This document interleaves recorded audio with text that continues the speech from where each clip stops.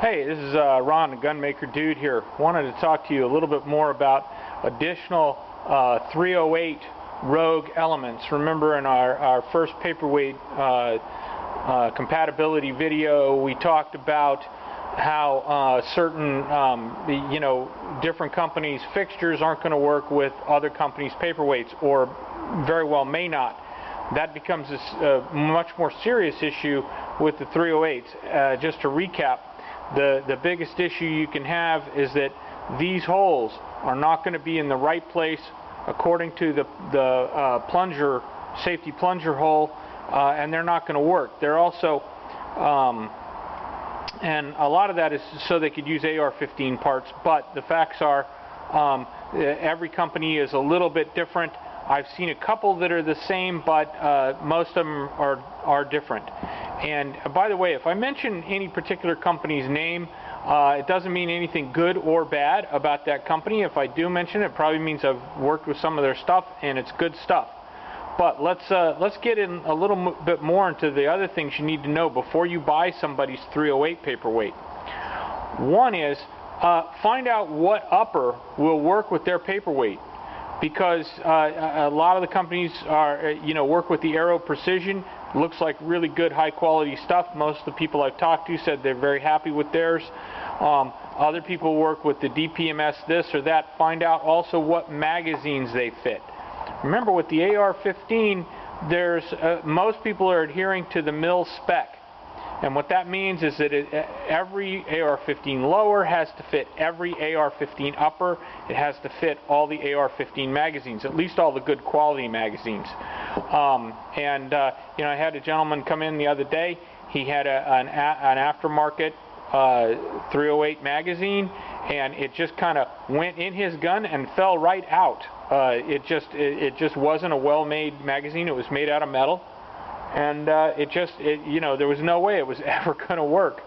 So be cautious of that kind of stuff, because with the 308s, technically speaking, there is no mil spec. Now, a lot of people say, oh, but what about the Knight M110? Hey, it's a fine rifle, but I can't guarantee you that anybody making paperweights is making theirs to exactly the Knight specs. And more than likely they're not, because they can't all be different and be the same as that gun. They just can't. So let's be cautious about that. Find out what your 308 is gonna fit before you buy. Lot of guys are really into this. There's a nut down in here that on the bottom, a couple of set screws. What that does is it's supposed to take up the play between the upper and the lower. Now, this is a place where the hype has really taken off. People believe that if the upper and the lower don't have any play, the gun's going to be more accurate. I have not seen this to be the case. People say, oh yeah, I put that in there and my gun started shooting straight. Well, maybe something else changed. Maybe you just bought some better ammunition. The facts are the upper is rigidly attached to the scope. It's attached to the barrel. All of it occurs up there. One thing I do know is that on about half the guns, when people come in when they're new and say, hey, my gun isn't cycling right, it's not functioning right, we loosen up that screw, creating some play between the upper and the lower, and the gun works better. And the reason is because those parts are all designed to float. That's how Stoner originally designed this particular system to work. If you take away something that takes away that float, you might cause that carrier to bind. So if yours isn't working after you assembled it, it could be that your carrier, your bolt carrier, is binding in the buffer tube and everywhere else. So that's something to watch out for. If you like the idea of the set screw, hey, great. But I have people all the time, they can't believe how much better their gun works without those set screws tightened up. So be careful about that. Also, you need to back those out before you do any cutting, because that might be a problem.